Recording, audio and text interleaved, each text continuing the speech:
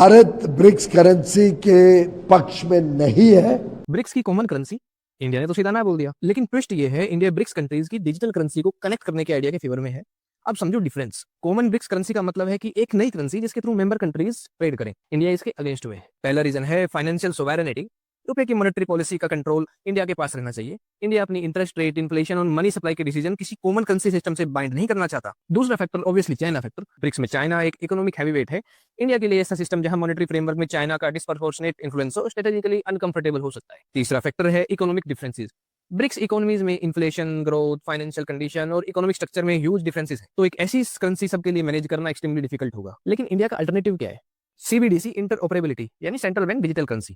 मतलब इंडिया का digital rupee अपनी जगह रहेगा, चाइना का डिजिटल रुपी अपनी जगह रहेगा और दूसरी कंट्रीज की सीबीडीसी अपनी जगह रहेगी। सब सोवरेन रहेंगे, लेकिन डिजिटल करेंसीज के सिस्टम को इंटरऑपरेट कराया जा सकता है।